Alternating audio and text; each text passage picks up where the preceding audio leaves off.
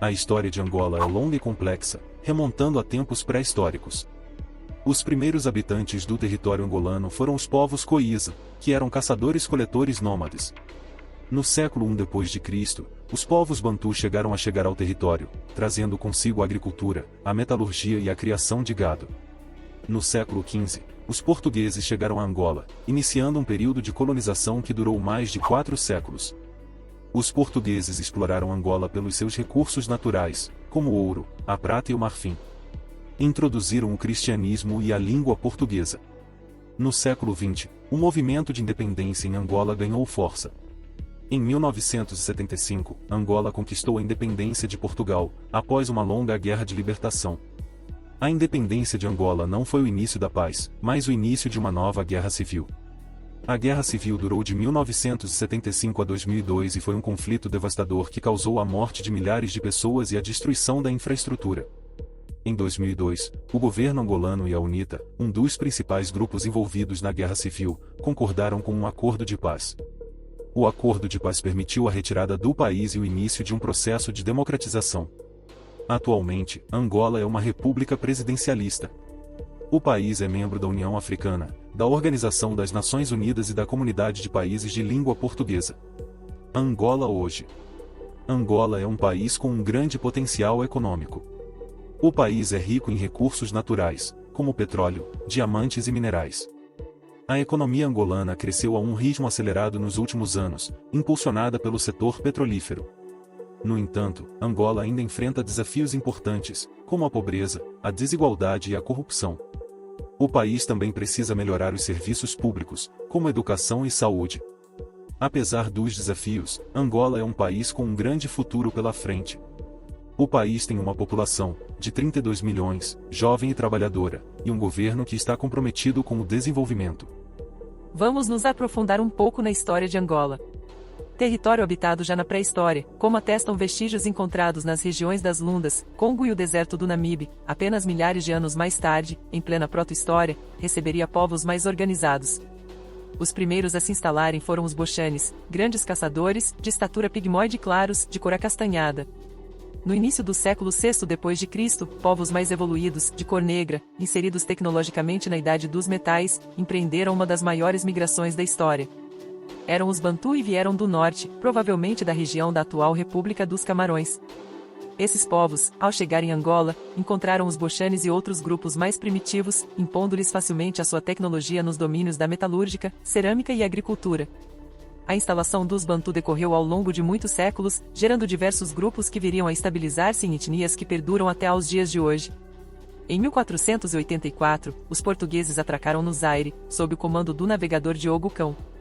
A partir deste marco, os portugueses passaram a conquistar não apenas Angola, mas a África.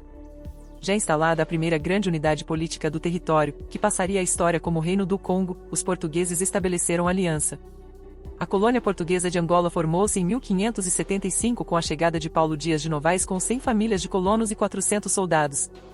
Paulo Dias de Novaes foi o primeiro governador português a chegar a Angola, que tinha como principais ações explorar os recursos naturais e promover o tráfico negreiro, escravatura, formando um mercado extenso.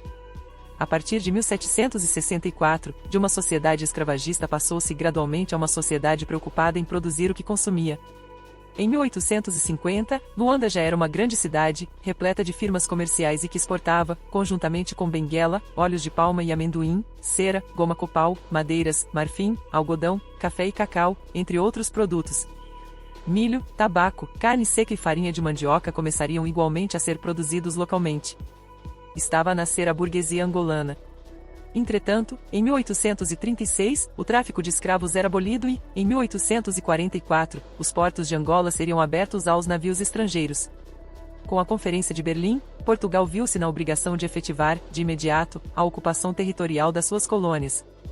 O território de Cabinda, a norte do rio Zaire, seria também conferido a Portugal, graças à legitimidade do Tratado de Protetorato de Simulambuco, assinado entre os reis de Portugal e os príncipes de Cabinda, em 1885.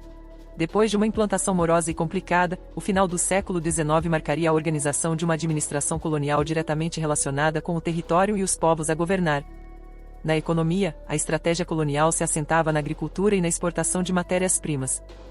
O comércio da borracha e do marfim, acrescido pela receita dos impostos tomados às populações, gerava grandes rendimentos para Lisboa. O fim da monarquia em Portugal, em 1910, e uma conjuntura internacional favorável levariam às novas reformas ao domínio administrativo, agrário e educativo. No plano econômico, inicia-se a exploração intensiva de diamantes. A Diama, Companhia de Diamantes de Angola, é fundada em 1921, embora operasse desde 1916 na região de Luanda. Com o estado que se pretende extensivo à colônia, Angola passa a ser mais uma das províncias de Portugal, província ultramarina. A situação vigente era aparentemente tranquila. No segundo quartel do século XX, esta tranquilidade seria posta em causa com o aparecimento dos primeiros movimentos nacionalistas. Inicia-se a formação de organizações políticas mais explícitas a partir da década de 50, de uma forma organizada iam fazendo ouvir os seus gritos. Promovem campanhas diplomáticas no mundo inteiro, pugnando pela independência. O poder colonial não cederia, no entanto, às propostas das forças nacionalistas, provocando o desencadear de conflitos armados diretos, à luta armada. Destacaram-se, na luta, o MPLA, Movimento Popular para a Libertação de Angola, fundado em 1956, a FNLA, Frente Nacional para a Libertação de Angola, que se revelou em 1961 e a UNITA, União Nacional para a Independência Total de Angola, que foi fundada em 1966. Depois de longos anos de confrontos, o país alcança a independência a 11 de novembro de 1975. Passados 27 anos da independência e 41 do início da luta armada, eis que a paz finalmente era estabelecida a 4 de abril de 2002 pelos acordos assinados no Luena, Mochico. 80.000 soldados da UNITA depõem as armas e são integrados na sociedade civil, nas Forças Armadas Angolanas e na Polícia Nacional. A UNITA é transformada em partido político e passa a ter o seu papel na vida democrática do país. A reconciliação nacional e o processo de desenvolvimento e reconstrução nacional são para o então chefe de Estado, José Eduardo dos Santos, os principais objetivos da paz definitivamente alcançada em 2002, após longos anos de luta e negociações. Desde 1992, ano das primeiras eleições gerais, que a democracia multipartidária comanda o rumo político de Angola. O MPLA, num contexto em que teve de disputar o espaço político com a UNITA e outros blocos partidários com assento parlamentar, geriu magistralmente a reconstrução de um dos países de futuro mais promissor da África que, no entanto, enfrenta ainda uma duríssima realidade socioeconômica a despeito da sua abundante riqueza em recursos naturais. No âmbito da consolidação da democracia, Angola voltou a realizar eleições em 2008 após um interregno de 16 anos, como consequência direta do novo conflito armado desencadeado pela UNITA e o seu líder, Jonas Savimbi, que se recusou a aceitar a sua derrota eleitoral em setembro de 1992. O MPLA ganhou novamente esta corrida às urnas. No ano de 2012, Angola realizou o seu terceiro pleito eleitoral, ganhou outra vez pelo MPLA e seu candidato, José Eduardo dos Santos. No ano de 2017, nas quartas eleições multipartidárias de Angola, apresentou pela primeira vez outro candidato que não José Eduardo dos Santos, que entretanto anunciará voluntariamente tal decisão no início desse ano.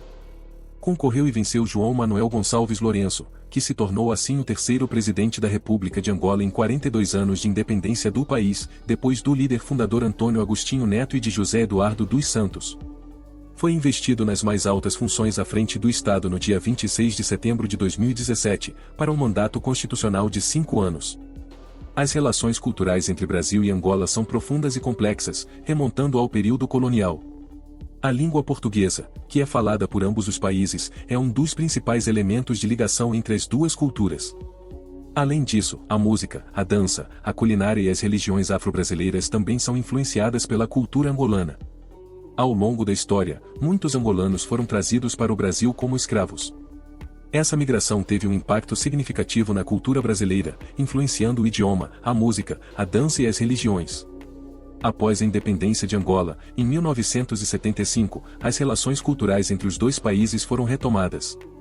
Nos últimos anos, o intercâmbio cultural entre Brasil e Angola tem aumentado, com a realização de eventos culturais, como festivais de música, exposições de arte e intercâmbios acadêmicos.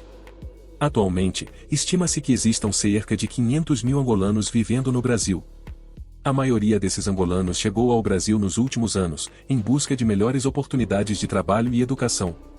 Os angolanos que vivem no Brasil são interessantes para a diversidade cultural do país. Eles trazem suas tradições, sua música e sua culinária, que enriquecem a cultura brasileira. Algumas das principais manifestações culturais que ligam Brasil e Angola são Língua: a língua portuguesa é a língua oficial de ambos os países, e é falada por cerca de 200 milhões de pessoas no mundo. Música: a música angolana tem uma forte influência na música brasileira, principalmente na música popular brasileira, CMPB. Dança: a dança angolana, como o kuduro e o semba, também são populares no Brasil. Culinária: a culinária angolana é rica e diversificada, e inclui pratos como o fungi, a muamba de galinha e o peixe frito com banana. Religiões: as religiões afro-brasileiras, como o candomblé e a umbanda, são influenciadas pelas religiões africanas, como o quimbanda e o macuta. As relações culturais entre Brasil e Angola são fortes e dinâmicas, e têm o potencial de contribuir para o desenvolvimento de ambos os países.